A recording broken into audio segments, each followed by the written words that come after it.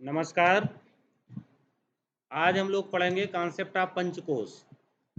पंचकोश की अवधारणा। मुख्य रूप से जब हम योग चिकित्सा की बात करें या योग साधना की बात करें, तो सबसे पहले हमें शरीर को जानना होता है। क्योंकि चाहे चिकित्सा की बात हो, चाहे साधना की बात हो या अन्य किसी भी क्षेत्र में प्रगति की बात हो, हमें अगर योग के इफ़ेक्ट को उस बॉडी पर देखना है, तो उस इफ़ेक्ट को अच्छे से समझने के लिए, उसकी एनालिसिस करने के लिए हमें सबसे पहले शरीर को समझना पड़ता है। जैसे शरीर क्रिया विज्ञान या आधुनिक चिकित्सा पद्धति जब इलाज की बात करती है, तो जिस शरीर का इलाज होना है, सबसे पहले उस शरीर को समझती है। उस शरीर का सिस्टम्स क्या हैं, शरीर कैसे फंक्शन करता है, उसका नॉर्मल फंक्शंस क्या हैं, इसको हम पहले समझते हैं। दूसरे नंबर पे फिर पर्टिकुलर रोग में उस सामान्य सिस्टम में क्या परिवर्तन हो जाता है। उदाहरण के लिए जैसे मान लीजिए हम शरीर क्रिया विज्ञान, ह्यूमन फिजियोलॉजी एंड एनाटॉमी, शरीर क्रिया विज्ञान एंड शरीर संरचना विज्ञान। तो इन दोनों के अंतर्गत शरीर की संरचना क्या है, शरीर के अंगों की संरचना क्या है, उसका स्ट्रक्चर क्या है, यह पढ़ते हैं। और फिजियोलॉजी के अंतर्गत उसका क्या क्या फंक्शंस हैं, जैसे लीवर है तो लीवर के क्या फंक्शन हैं, कौन कौन से वो एंजाइम्स को सेक्रेट करता है, वो एंजाइम्स कैसे स्रावित होकर के अपने गंतव्य तक पहुंचते हैं, आमाशय इत्यादि में आते हैं। फिर उनका मुख्य कार्य क्या है, जैसे बाइल बनता है तो बाइल का क्या काम है, ये सब हम पढ़ते हैं। फिर जब बीमारी पढ़ेंगे, मान लीजिए हम पढ़ रहे हैं जॉन्डिस, तो पढ़ेंगे कि भाई ये सामान्य दशा होती थी, अब इसमें ये ना होकर के ये हो गया। जो बाइल लीवर से निकल के आमाशय में आ रहा था, वो आमाशय में ना आकर के वो अलग कहीं जा रहा है, ब्लड में सर्कुलेट हो रहा है, कारण कुछ भी हो सकता है। और तीसरे नंबर पे हम जा कर के पढ़ते हैं कि भाई ऐसी अवस्था में ये उपचार दिया जाए। तो ठीक उसी प्रकार योग में जब हम योग से उपचार की बात करते हैं या योग अभ्यास के द्वारा साधना के चरमोत्कर्ष पर पहुंचने की बात करते हैं, तो इन दोनों का साधन क्या है? शरीर। कल हम लोगों ने शरीर पढ़ा था, स्वास्थ्य और योग। तो उसमें किस तरह से स्वास्थ्य को योग प्रभावित करता है, ये पढ़ा था। स्वास्थ्य के अलग अलग डायमेंशंस हैं, फिजिकल, मेंटल, सोशल, स्पिरिचुअल। उनको योग कैसे प्रभावित करता है, हमारे जीवन में क्या उनका महत्व है। तो ठीक उसी प्रकार इन सबका साधन क्या है? शरीर। शरीर क्या है? हमारा साधन। किस बात के लिए?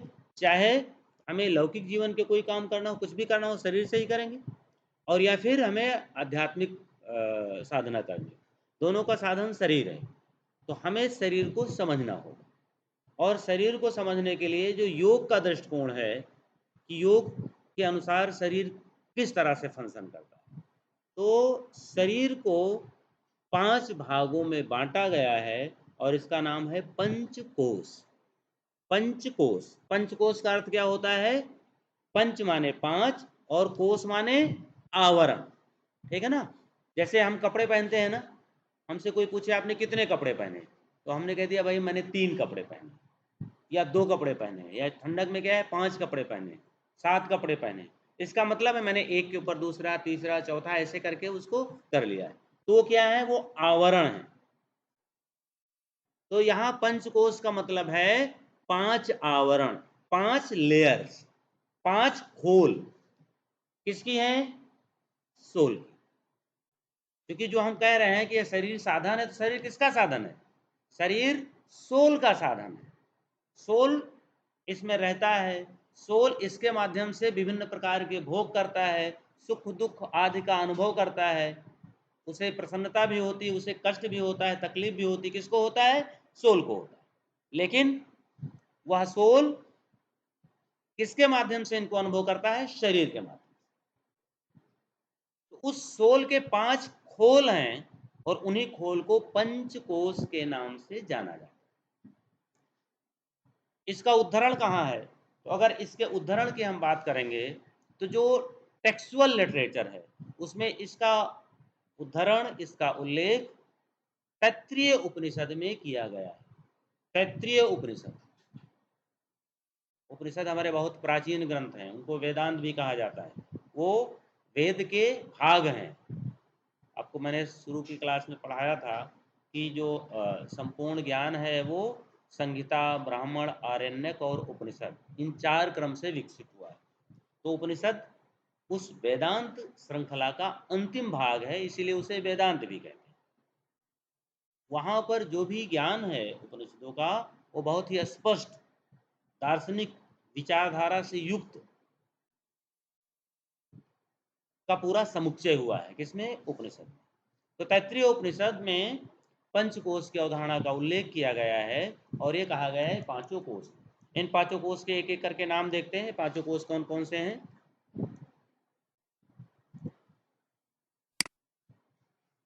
तो पहला जो कोश है, इस कोश का नाम है आनंदमय कोश। ठीक है। अब पहला कोश की जब बात आएगी तो अगर किसी के ऊपर के खोल हैं तो ये कहाँ से शुरू होता है ये भी समझना आवश्यक। ठीक है। अगर मैं कहूँ कि मैंने 5 कपड़े पहने हैं और फिर कहूँ पहला कपड़ा कौन सा है, तो हम ऊपर से बता रहे हैं कि अंदर से बता रहे हैं। अगर हम सोल के, ये जो बीच में दिखाया गया है सोल, ठीक है, यहाँ पर ये लोटस के रूप में, कमल के रूप में दिखाया गया है, कमल फूल के रूप में। और आपके ब्लैक बोर्ड पर बीच में जो बिंदु रखा गया है, बोर्ड पर जो बीच में बिंदु रखा गया है, क्योंकि सोल के बारे में कहा गया है कठोपनिषद में भी और उपनिषदों में भी, कई उपनिषदों में, इसका आकार अंगुष्ठ परिमाण है, यानी अंगूठे के बराबर सोल का आकार है। तो ये जो बीच में ये सोल है। अब इसके ऊपर, तो अगर हम कहें सोल के ऊपर का पहला खोल कौन सा है, तो ये हो जाएगा आनंद। और अगर हम बाहर से, यहां से कहें इधर से पहला खोल कौन सा है, तो हो जाएगा अन्न। ठीक है ना। तो अगर हम सूक्ष्म से स्थूल की ओर चलेंगे तो सबसे जो सूक्ष्म कोश है वो सोल के ऊपर है सीधे, और इस कोश का नाम है आनंदमय। ठीक है ना। आनंदमय कोश किसके ऊपर निर्भर है? बताइए, आनंदमय कोश किसके ऊपर है? जल्दी बोलिए। आनंदमय कोश किसके ऊपर चढ़ा हुआ है? विज्ञानमय के ऊपर थोड़ी चढ़ा। जब हम अंदर से चल रहे हैं तो किसके? विज्ञानमय के ऊपर जो है, विज्ञानमय इसके ऊपर है, आनंदमय के। आनंदमय किसके ऊपर है? सोल के ऊपर। और सोल आत्मा का गुण ही है आनंद, सच्चित आनंद, इसीलिए इसका नाम आनंद है। क्योंकि मान लीजिए कहीं पर आग है और आग के पास लोग जाड़े के मौसम में जैसे नहीं तापते हैं, ठंडक के मौसम में तापते हैं ना, तो सबसे ज्यादा गर्मी किसको लगेगी? जो जितना पास बैठा होगा। तो दूर बैठा है उसको थोड़े लगेगी। इसीलिए आप देखिए, जैसे आग थोड़ी कम हो गई हो, बहुत थोड़ी आग हो, 10 लोग हो, तो बिल्कुल उसमें बिल्कुल एकदम पास घुस जाते हैं, और जब तेज जल रही हो तो दूर भागते हैं। तो कहने का मतलब है कि किसी का प्रभाव, जैसे मैं बोल रहा हूं तो पीछे तक आवाज स्लो जा रही, सबसे ज्यादा आवाज किसको मिलेगी? जो सबसे आगे है। ठीक है ना। तो आत्मा का जो गुण है, आत्मा का क्या गुण है? योग के अनुसार अगर देखेंगे तो आत्मा शुद्ध चैतन्य रूप है। चैतन्य मीन्स चेतना के रूप में, पावर के रूप में, शक्ति के रूप में, जिसे आप बिजली कह सकते हैं, इलेक्ट्रिक कह सकते हैं। क्योंकि आत्मा क्या है? आत्मा को योग में क्या कहा गया है? बताया था ढेर वाले। आत्मा को योग में किस नाम से कहा गया है? जल्दी बोलो। सत्यम नहीं मालूम तुमको? योग सूत्र में सोल को क्या कहा गया है? पुरुष। तो इतना समय क्यों लगता है बोलने में? योग सूत्र में सोल को पुरुष से कहा गया, पुरुष।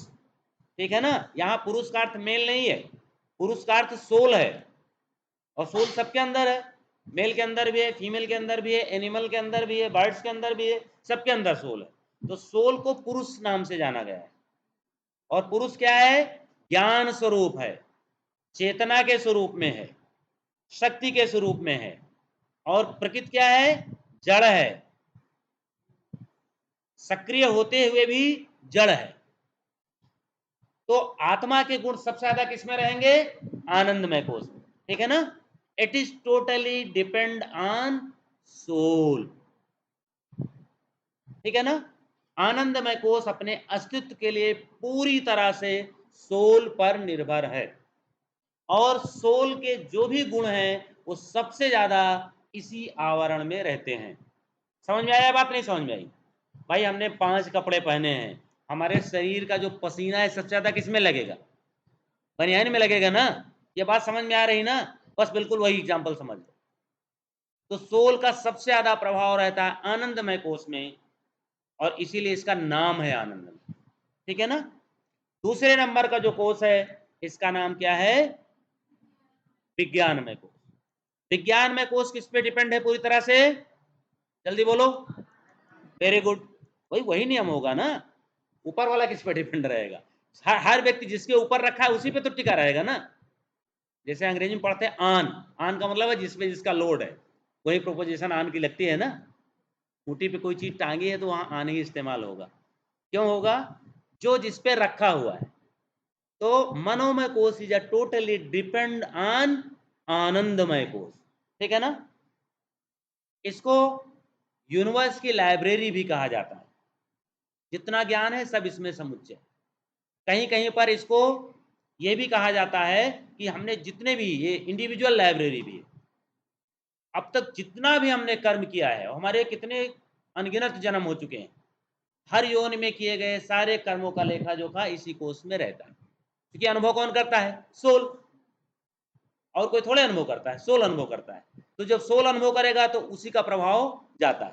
तो मनोमय कोष को आप जो कंप्यूटर में जो जहां पर मेमोरी रहती है उसको क्या हार्ड डिस्क बोलते हैं ना?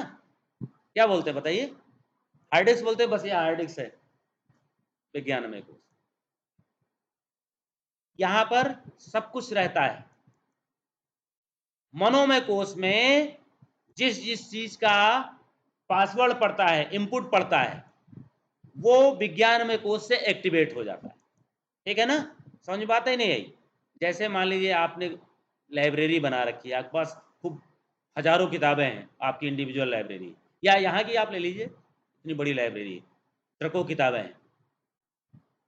अब वो ट्रकों किताबों में से जिसकी जरूरत होती है तो उसको मालूम है ना, आप जाके पर्ची देते मुझे ये किताब चाहिए, वो 2 मिनट में लाके ढूंढ के दे देता है। ठीक है ना? तो ये कहाँ से? मनोमय के थ्रू विज्ञानमय कोष कनेक्ट है। तो जो जरूरत होती है वहां से जाता है और विज्ञानमय कोष से वो निकल के आ जाता है, और कुछ निकल के आता है, कुछ निकल के नहीं आ पाता, जो बहुत गहराई में छिपा हुआ है। आप कहते हैं ना यार ये किताब है तो याद नहीं आ रहा है कि है भी नहीं, और है तो भी पता नहीं कहाँ पर ढूंढना पड़ेगा, कुछ कुछ याद आ रहा है। ये उसी तरह से है जैसे आपको इस जीवन में ज़्यादा नहीं पता, लेकिन हाँ किसी को पर्टिकुलर कुछ पढ़ने में बहुत मजा आता है, किसी को नहीं मजा आता, बिल्कुल मन ही नहीं करता है। ऐसा होता है ना, किसी को मारपीट करने में खूब आनंद आता है, किसी को ताकत भी है, समर्थ भी है, सब कुछ है, लेकिन कहता है छोड़, मन ही नहीं करता उसका लड़ाई झगड़ा करने का मन। तो ये कहाँ से है? ये सब प्रीवियस जन्म से कनेक्टेड है। क्योंकि हमारा जो व्यक्तित्व है, व्यक्तित्व मीन्स स्वभाव, व्यक्तित्व मीन्स ये नहीं कि नाक ऊंची है कि गोरा है कि लंबा है चौड़ा, ये तो बहुत सरफेस लेवल के व्यक्तित्व के डेफिनेशन है। व्यक्तित्व का मतलब जो हमारा स्वभाव है। स्वभाव किसको कहते हैं? ऐसी आदतों को जो आप कम से कम एफर्ट में करते हैं, स्वाभाविक रूप से करते हैं, उसी को बोलते हैं स्वभाव। कहते हैं इनकी आदत है यार, ध्यान ना, तो उनकी आदत ही है तेज आवाज में बात करना है, खुश होते तभी ऐसे बोलते हैं। तो ये क्या है? उनकी आदत है। आदत किसको कहते हैं? कोई काम खूब अभ्यास किया जाता है तो वो स्वभाव का हिस्सा बन जाता है, और जब स्वभाव का हिस्सा बन जाता है तो वो स्वाभाविक रूप से होने लगता है, फिर उसके लिए मेहनत नहीं करनी पड़ती। जैसे आपने कुछ दिन में गाड़ी सीखी, अब आदत हो गई तो बिना मेहनत की गाड़ी चलती है। जिसने नहीं सीखी वो नहीं चला सकता है। पढ़ने की आदत बन गई, अब आपको पढ़ने में अच्छा लगता है। लेकिन जब पहले दिन स्कूल गए थे, स्कूल में रहे 2 घंटे, 2 घंटे में खेले थे सारे दिन, 2 घंटे में पूरा 2 घंटे खेले, उसके बाद भी रोए थे। और अब 8 घंटे यूनिवर्सिटी में रहते हैं और 8 घंटे में जरा भी नहीं खेलने को मिलता है, लेकिन किताब में ही मुलझे रहते हैं। कहाँ से आया? प्रैक्टिस करते करते करते करते आदत। तो अब तक जितना भी हम जितने भी प्रोसेस से हम गुजरे हैं, जितने भी जन्म हुए हैं, पहले जन्म जब कभी पहला जन्म हुआ होगा, अगर योग के परिवेश में देखें तो पुरुष के रूप में प्रकृति से जब पहला संयोग हुआ और वही पहला जन्म था, तब से अब तक जितने भी जन्म हुए हैं उन सारे जन्मों का पूरा हिसाब किताब यहाँ पर है। इसी के माध्यम से जाकर के हमें क्या मिलता है? भोग मिलता है। चाहे इतना पीछे कर्म किया हो, आज चाहे जैसा कर्म करें, उसका फल सुनिश्चित है, चाहे जब मिले, इसी जन्म में मिले या 10 जन्म बाद मिले, लेकिन कर्म अपने फल को जरूर देगा, और जब तक फल नहीं देगा तब तक यही रखा रहेगा। उसकी जगह यहीं पर है। कहाँ पर? विज्ञानमय कोश। मनोमय कोश में तो सरफेस लेवल का होता है ना, जो याद है तुरंत। तो ये दूसरे नंबर का कोश हो गया विज्ञानमय कोश, और विज्ञानमय कोश के फिर ऊपर आता है मनोमय कोश। It is third layer of soul. ये सोल की तीसरी लेयर है, तीसरा कोश है, तीसरा आवरण है। ये टोटल पूरी तरह से मनोमय कोश पर, सॉरी, विज्ञानमय कोश पर निर्भर है। मनोमय कोश विज्ञानमय कोश पर निर्भर है। मनोमय कोश को क्या कहा जाता है? इंडिविजुअल लाइब्रेरी, व्यक्तिगत। और खासकर इसमें मनोमय कोश में व्यक्तिगत स्तर पे वो चीजें रहती हैं जो आप रोज का रोज करते हो। रोज का रोज मतलब जो आपके स्मरण में, ठीक है ना, जो स्मरण में। और ये कहाँ से बनता है? ये प्रैक्टिस से बनता है। जैसे आप जैसा पढ़ते हो, जैसा सुनते हो, जैसा सोचते हो, जैसा करते हो, ये सब कहाँ फर्क पड़ता है? मन पे ही तो आता है ना। आपको भी डांट दिया जाए तो आप भले सामने कुछ ना कहो, लेकिन अंदर ही अंदर द्वेष होता है, गुस्सा आता है, तो वो कहाँ इफेक्ट होता है? सीधा प्रभाव मनोमय कोश पे आता है। और मनोमय फिर मनोमय के ऊपर प्राणमय है। प्राणमय को प्रभाव भी आगे बताऊंगा, प्राणमय कैसे प्रभावित होता है, प्राणमय से कैसे अन्नमय कोश प्रभावित होता है। तो मनोमय कोश किससे बनता है? मनोमय कोश हमारे विचारों से इस कोश का निर्माण, ठीक है ना। मनोमय कोश हमारे, it is combination of thoughts, ये विचारों का एक समुच्चय है, उसी का नाम है मनोमय कोश।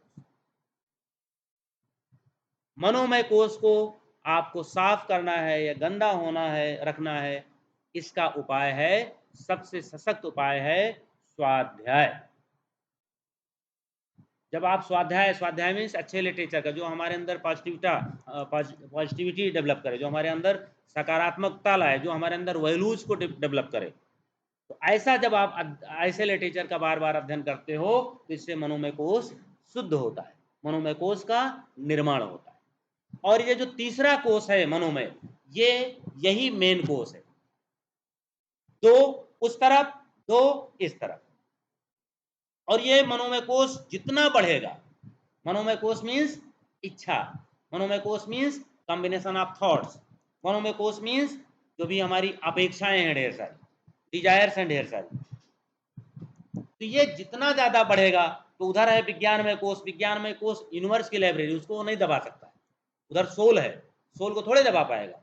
आप अपने घर जहां आपका प्लाट है उसको आप बढ़ाना चाहो तो आपसे तगड़ा आदमी इधर होगा, उधर थोड़े बढ़ा पाओगे, ठीक कर देगा 2 मिनट में। आप उधर ही बढ़ सकते हो, इधर कमजोर आदमी। तो कमजोर कौन है? क्योंकि प्राणमय कोश आर टोटली डिपेंड ऑन मनोमय कोश। तो प्राणमय कोश इस पे डिपेंड है, तो जो तुम्हारे पे डिपेंड है उसको 4 बातें भी कहोगे तो सुनेगा वो। समझ में आ रही बात, नहीं आ रही?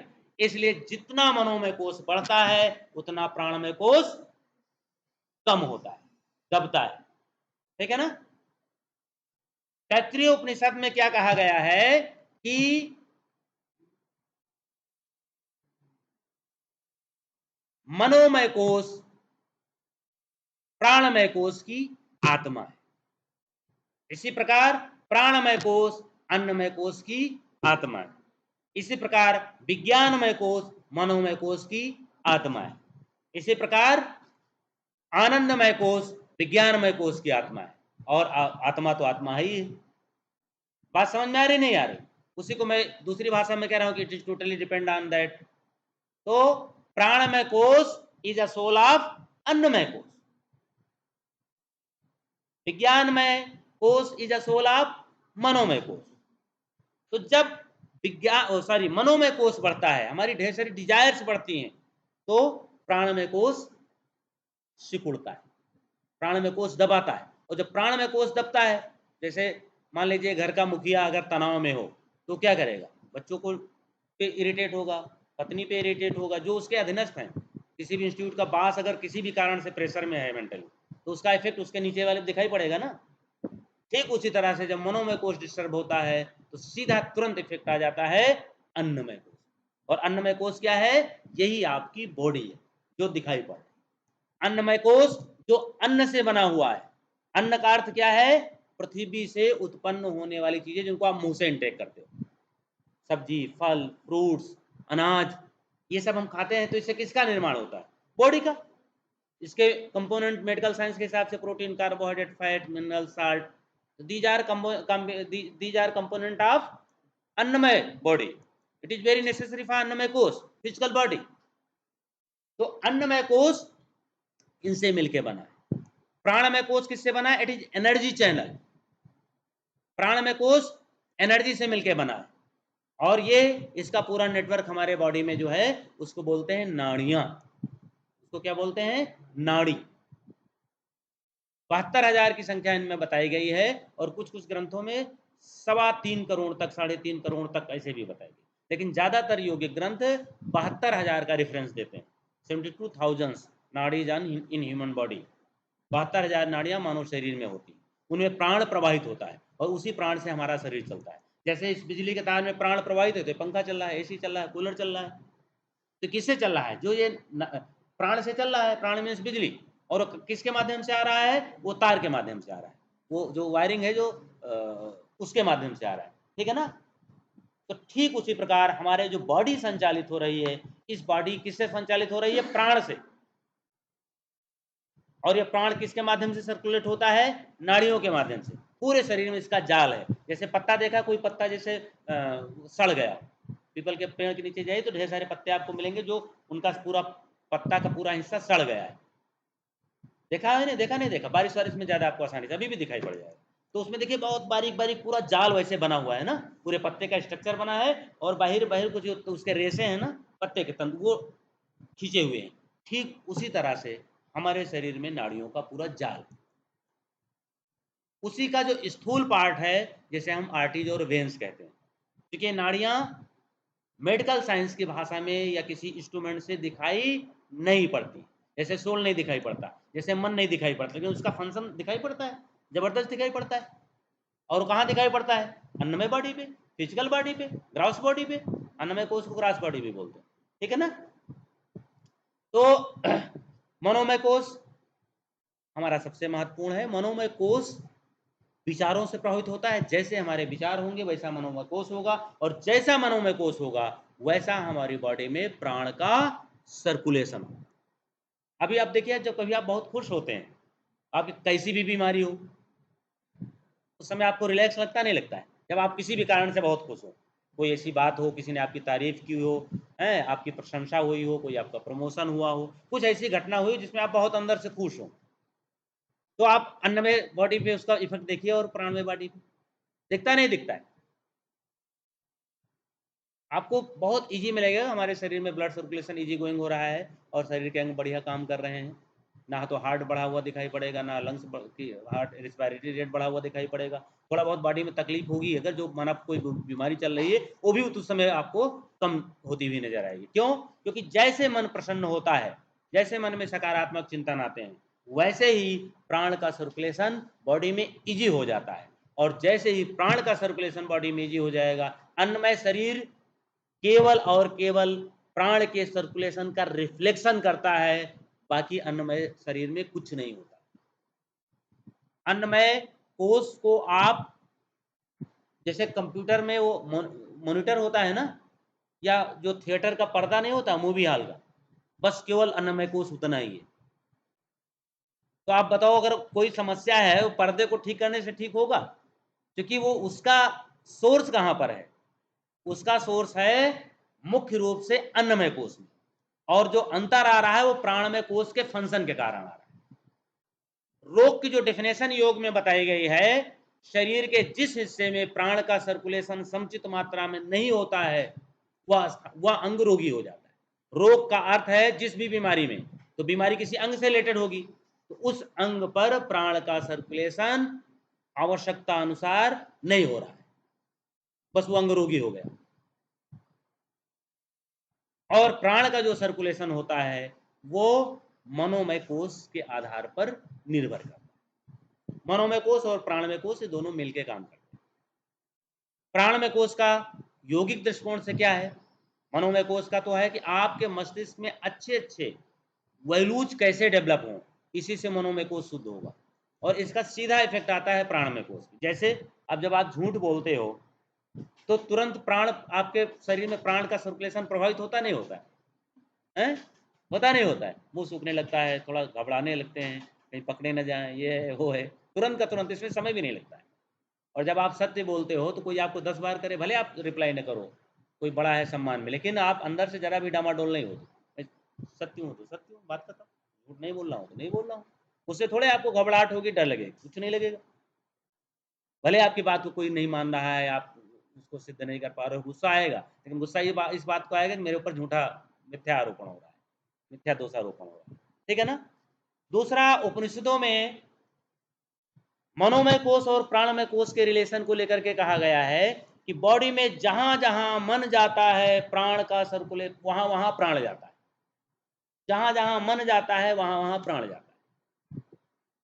और दूसरा, उसको साइंटिफिक वे में आप देख सकते हो, आप अपने शरीर के जिस अंग को आँख बंद करके आप अनुभव करोगे, देखने की कोशिश करोगे, वहाँ ब्लड सर्कुलेशन तुरंत बढ़ जाता है, तुरंत बढ़ता है। क्योंकि हमारा ये जो शरीर है ना, ये हमारा शरीर बिल्कुल इच्छा के द्वारा संचालित होने वाला यान है। जो इच्छा के अनुसार, मान लीजिए कोई ऐसी मोटर हो जिसमें उसका ड्राइवर बैठा हो और वो सोचे राइट जाए तो राइट जाए, वो सोचे लेफ्ट जाए तो लेफ्ट जाए, वो सोचे ऊपर जाए तो ऊपर जाए, वो सोचे तो रुक जाए वो रुक जाए, हाथ पर केवल सोचने से। ये मानव शरीर उसी प्रकार, आपके अंदर जैसे थॉट्स आते हैं, आपके शरीर का फंक्शन इमीडिएट, समय भी नहीं, इमीडिएट उसी के अनुकूल चलने लगता है। आप सोच नहीं सकते हो कितना बढ़िया शरीर परमात्मा के द्वारा आपको दिया गया है, जो आपकी इच्छा से चलता है, और वो इच्छा मनोमय कोष को प्रभावित करती है, और मनोमय कोष से प्रभावित होने से उसके ऊपर जो डिपेंड है प्राणमय कोष, प्राणमय कोष के ऊपर डिपेंड है अन्नमय कोष, ये दोनों तुरंत प्रभावित हो जाते हैं, समय नहीं लगता। और मनोमय कोष की जो इच्छा है, जो हमारे भावनाएं हैं, जो विचार हैं, वो संवेदनाएं हैं, उन पे हम कभी सोचते ही नहीं, क्योंकि मनोमय कोष की स्टेयरिंग क्या है? Nature of thoughts. और नेचर ऑफ थॉट्स कभी हम चिंता ही नहीं करते कि हमारे मस्तिष्क में कैसे थॉट्स आने चाहिए। अपने मन से जो आते हैं वो आए। सामने किसी ने कहा चलिए पिक्चर देखना है, पिक्चर देख लिया, जो जैसा दिख गया वैसा देख लिया, जैसा मिल गया वैसा पढ़ लिया, जैसा सुनाई पड़ गया वैसा सुन लिया। कभी सोचा ही नहीं कि चलो ठीक है, हम सोसाइटी में रहते, जो मिल रहा है, जो देख रहा है देखने को मिल रहा है, जो सुनने को मिल रहा है, जो बोलने को मिल रहा है बोलना पड़ रहा है, लेकिन हम 5 मिनट तो तय कर लें कि इस 5 मिनट में हम वही सोचेंगे जो हम चाहेंगे, और हम वही चाहेंगे जो हमारे लिए अच्छा है। तो अगर हम 5 मिनट भी रोज समय दे दें, तो आप पूरे 24 घंटा का जो पूरा कचरा है कि जब जो मिला वो देख लिया, जो जब मिला वो खा लिया, वो 5 मिनट में ही ठीक हो जाएगा। अगर 5 मिनट हम ठीक से ये तय कर लें कि हम 5 मिनट वही सोचेंगे जो हमारे लिए अच्छा है। और इसका सबसे तरीका अच्छा है अच्छे लिटरेचर का अध्ययन करना, जो हमारे अंदर वैल्यूज की स्थापना करे, मॉरल वैल्यूज को डेवलप करे। ठीक है ना? तो ये आपका मनोमय कोष से फिर प्राणमय कोष हो गया। प्राणमय कोष में मुख्य रूप से जो 72,000 नाड़ियां हैं, उनमें से मुख्य नाड़ियां 3 हैं, इड़ा पिंगला और सुषुम्ना। और इड़ा पिंगला सुषुम्ना में प्राण का प्रवाह जब समुचित मात्रा में होने लगता है तो अन्य नाड़ियां अपने आप सही वे में हो जाती, सही ढंग से फंक्शन करने लगती। प्राणमय कोष को शुद्ध करने का सबसे योग में जो सही उपाय है वो प्राणायाम। ठीक है? प्राणायाम, जितने भी प्राणायाम हैं, और 5 प्रकार के प्राण होते हैं जो प्राणमय कोष में रहते हैं, प्राण अपान समान व्यान उदान। ठीक है? 5 प्रकार के प्राण है, लिख लो, प्राण समान व्यान उदान। नंबर 1 प्राण, नंबर 2 अपान, नंबर 3 समान, नंबर 4 व्यान, नंबर 5 उदान। तो बाकी ज्ञान संचय पे जाकर के कॉन्सेप्ट ऑफ प्राण की है, एक वीडियो है, देख लेना, ढूंढ लेना। तो उसमें आपको पांचों प्राण, 5 उप प्राण, ये कहाँ पर रहते हैं, इनके क्या फंक्शन है, वो पूरा डिटेल मिल जाएगा। तो इनको सुव्यवस्थित ढंग से काम करें, इसके लिए प्राणायाम का, योग में प्राणायाम का कॉन्सेप्ट। अब थोड़ा सा अन्नमय कोष देख लीजिए। Annamaya kosh is a totally depend on manomaya kosh. मनोमय कोष इज अ सोल ऑफ प्राण, अन्नमय कोष, सॉरी, प्राणमय कोष इज अ सोल ऑफ अन्नमय कोष, और अन्नमय kosh is totally depend on प्राणमय कोष। अन्नमय कोष किससे बना है? अनाज से बना है। तो अनाज जितना, जैसा हम भोजन करेंगे वैसा हमारा अन्नमय कोष। भोजन यानी कि आहार जो हम इंटेक करते हैं, उसकी क्वालिटी एक तो मेडिकल साइंस के हिसाब से बताई गई है कि भाई इसमें एक व्यक्ति के लिए इतना प्रोटीन होना चाहिए, इतना कार्बोहाइड्रेट होना चाहिए, इतना फैट्स होना चाहिए, इतना मिनरल्स होना चाहिए, और इसके आधार पे इसको हम कहेंगे इट इज़ बैलेंस डाइट, और ऐसी डाइट पर्टिकुलर व्यक्ति के लिए होनी चाहिए ताकि उसको इनटेक करके वो अपने स्वास्थ्य को मेंटेन रख सकता है। ये मेडिकल साइंस का कॉन्सेप्ट हो गया।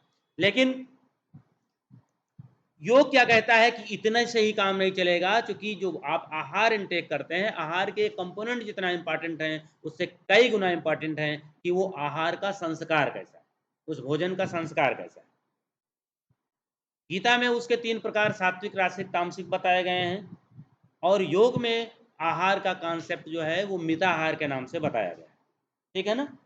सात्विक आहार गीता के अनुसार उसे कहते हैं जो सरस हो, सुस्निग्ध हो और स्वाभाविक रूप से मन को अच्छा लगने वाला हो, और उसका प्रभाव बॉडी में देर तक टिकने वाला हो। ठीक है ना?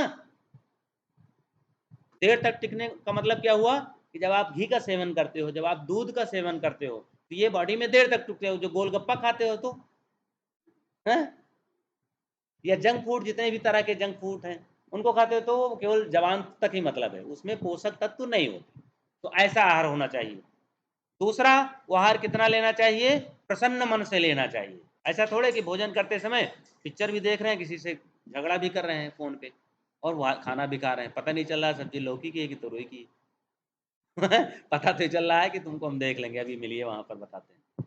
तो ऐसा भोजन का कोई मतलब नहीं है। वास्तव में हम क्रोध खा रहे हैं, भोजन कर ही नहीं रहे। तो इससे हमारा अन्नमय कोष पूरी तरह से, वो मनोमय कोष तो डिस्टर्ब है ही, वो मनोमय से अन्नमय प्राणमय सब डिस्टर्ब।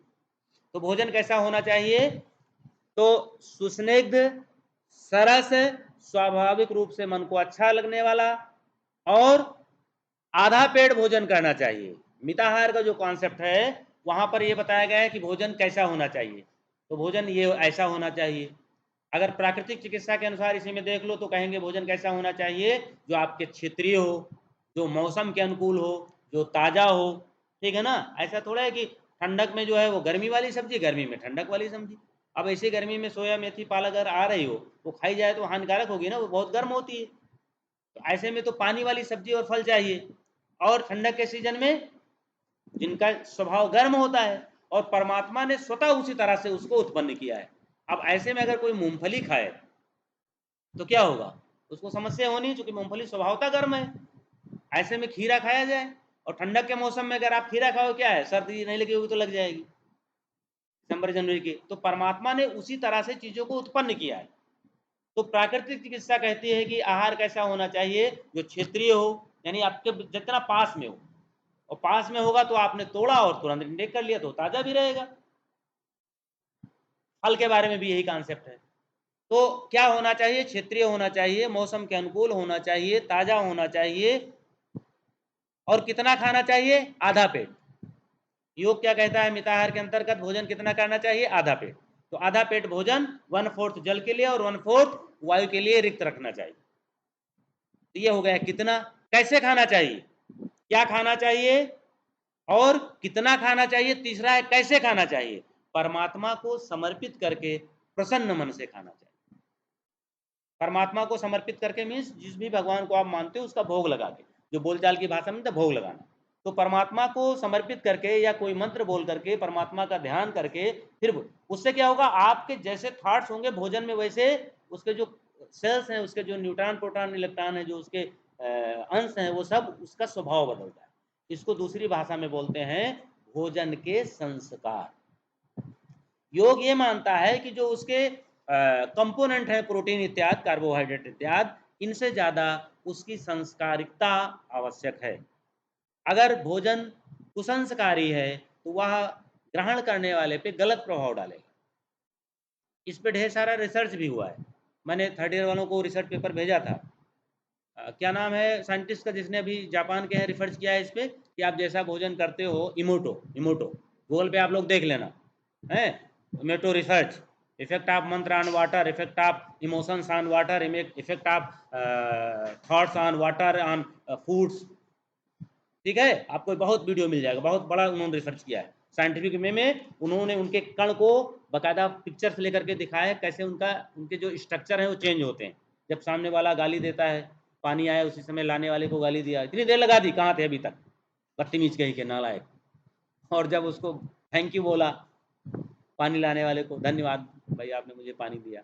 तो कैसे उस जल के कण चेंज हो रहे हैं, इसका बाकायदा साइंटिफिक रिसर्च हुआ है, जापान के एमेटो नामक साइंटिस्ट ने किया है, जिस बात को हमारे ऋषियों ने उपनिषदों में पता नहीं कब लिख दिया, बहुत पहले लिख दिया कि भोजन कैसे होना चाहिए, कितना होना चाहिए, प्रसन्न मन से करना चाहिए।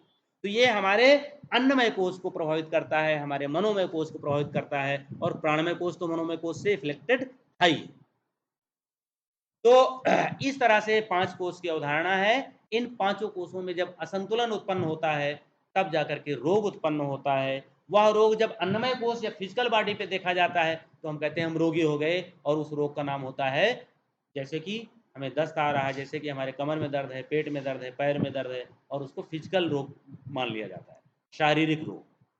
और जब मन के लेवल पे समस्या हो जाती है, बहुत ज़्यादा चिड़चिड़ापन होने लगा, गुस्सा बहुत ज़्यादा आने लगा, बहुत ज़्यादा क्रोध आने लगा है, बहुत ज़्यादा डिप्रेशन में चले गए, तो इसको क्या बोल दिया जाता है, मेंटल डिसऑर्डर, मानसिक रोग। लेकिन both are connected each other.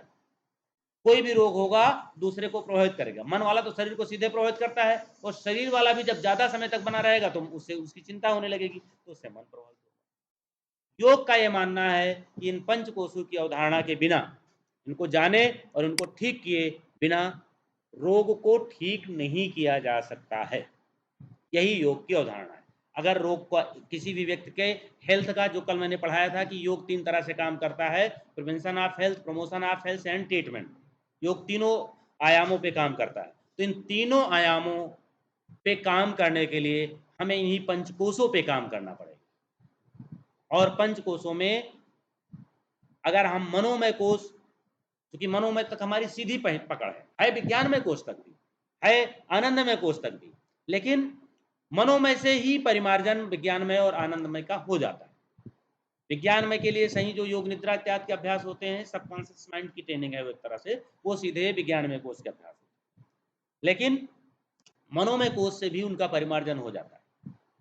तो हमें मनोमय कोश को ठीक करना पड़ेगा, और मनोमय कोश को ठीक करने के लिए हमारा जैसा भी जीवन है, जो भी जीवन है, उसमें आप 24 घंटे में 2 मिनट ही सही, लेकिन सेटिस्फैक्टरी जीवन जीजिए। ऐसा आपको 24 घंटे में एक बार एहसास हो जाना चाहिए कि I am satisfied, fully satisfied with my life, with my colleagues, with my family members. मैं सबसे पूरी तरह सेटिस्फाइड, और इसको आप देखोगे तो होगे। कल मैंने आपको सोशल हेल्थ में मैं पढ़ा रहा था ना, कि हम सोच नहीं सकते कि हम सोसाइटी के कितने बड़े कर्जदार हैं, जिन जिन चीज़ों के बिना हमारा जीवन नहीं चल सकता, कपड़ा, चश्मा, लैपटॉप, ब्लैक बोर्ड, पंखा, कागज, फर्नीचर, आप चारों तरफ जो भी चीज़ें इस्तेमाल करते हैं जिनसे आप घिरे हुए हैं, आप बताइए एक भी आपने बनाया है? बोलिए। तो आप कितने बड़े कर्जदार हैं, आप कितने बड़े भाग्यशाली हैं, उनके प्रति थैंक्स बोलिए। और आप भी कुछ सोसाइटी में कंट्रीब्यूशन कर सकते हैं तो कंट्रीब्यूशन करिए।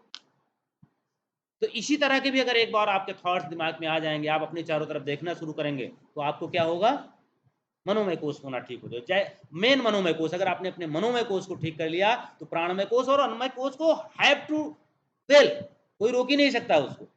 और अगर मनोमय कोष ठीक नहीं है, तो आप कुछ भी खाइए और कुछ भी पहनिए और कुछ भी करिए, कोई मतलब नहीं है। और बीमार होने से हेल्थ का न तो होगा प्रमोशन, न होगा प्रिवेंशन, और न ही होगा बीमारी होने पे ट्रीटमेंट, कुछ नहीं होने वाला। क्योंकि सेंटर में है मनोमय कोष, और इस पर पूरी तरह से प्राणमय और अन्नमय कोष डिपेंड।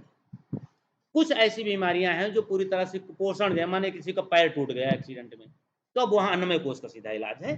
लेकिन उसमें भी अगर उसके थॉट सही रहते तो हीलिंग रिकवरी जल्दी होगी। अगर वो गुस्सालु प्रवृत्ति का आदमी हरदम क्रोधे में रहता है तो उसकी रिकवरी स्लो हो जाएगी। तो प्रभाव वहां भी होगा, लेकिन उपचार सीधे वहां फिजिकल बॉडी का करना पड़ेगा। लेकिन किसी को चिंता इतनी थी और स्ट्रेस इतना था कि स्ट्रेस रहते रहते बीटा सेल ने काम करना बंद कर दिया और हो गई डायबिटीज। अब उसमें क्या करेगा आसन, और क्या करेगी दवाई, कुछ नहीं होगा जब तक उसका दिमाग से स्ट्रेस नहीं जाएगा। और दिमाग से अगर स्ट्रेस चला जाएगा, ठीक है ना। अब एक बात और बता के हम क्लास आज की समाप्त कर रहे हैं। इन चारों कोषों में से, पांचों कोषों में से 4 कोष आपके अस्थाई साथी हैं। केवल और केवल आप अन्नमय कोष छोड़ते हैं प्रत्येक मृत्यु के बाद, और नया जन्म जब आपका होता है तो आप नया अन्नमय कोष प्राप्त करते हैं। बाकी ये चारों कोष सोल के साथ सदैव रहते हैं। इसीलिए जो मनोमय कोष आप ठीक करेंगे, वो आप अस्थाई अपनी पूंजी को ठीक करेंगे। आप इसको you can not leave it, आपको इसको अपने साथ ही लेके जाना है। इसी कोषों से जो साथ छूटना ही समाधि में तो छूटता नहीं, ज्ञान होता है। मोक्ष की अवस्था में जाकर के इन चारों कोषों से सोल का साथ छूटता है, अदरवाइज इनका साथ कभी नहीं छूटता है। इसलिए अगर आप मनोमय कोष को ठीक करने के लिए काम करते हो तो आप समझिए आप ऐसी जगह काम कर रहे हो जिसका आपको स्थायी लाभ मिलेगा। बाकी अगर आप मनोमय अन्नमय के लिए, अन्नमय कोष की क्या क्या जरूरत है बताइए? बढ़िया सा गाड़ी हो, बढ़िया सा मकान हो, बढ़िया सा पद हो, ये क्या है, सब यहीं रह जाएगा। लेकिन आपने अगर मनोमय के स्तर पे जितना भी परिमार्जन कर लिया, ये आपको you will have to carry, you can not leave it. इसलिए मनोमय कोष को पे हमें विशेष तौर पे काम करना चाहिए। मनोमय कोष हेल्थ प्रमोशन के लिए, हेल्थ प्रिवेंशन के लिए, ट्रीटमेंट के लिए, इस लोक के लिए, उस लोक के लिए, जीवन रहते भी और मरने के बाद, जीवन के बाद भी, ठीक है ना। जैसे वो कौन सा है उसका LIC का प्रचार आता है ना, जीवन के साथ भी जीवन के बाद भी, लेकिन उनका बाद वाला गलत है। जीवन के बाद भी तो परिवार वालों का, मेरा क्या है, ये जीवन के साथ भी जीवन के बाद भी मेरा बेनिफिट है, ठीक है ना। इसी के साथ आज की क्लास समाप्त करते हैं। कोई क्वेश्चन तो नहीं किसी का? कोई क्वेश्चन? ये वीडियो आपको ज्ञान संचय मिल जाएगा, इसको दोबारा तिबारा बार बार सुन के इसी से नोट्स बना लीजिएगा। ये आपका पंचमय कोष का बहुत अच्छा, और पंचमय कोष के साथ साथ अगल बगल जो इससे कनेक्टेड टॉपिक थे वो भी इसी में जो है वो सब समागत हो गए हैं। बहुत बहुत धन्यवाद, थैंक यू सो मच।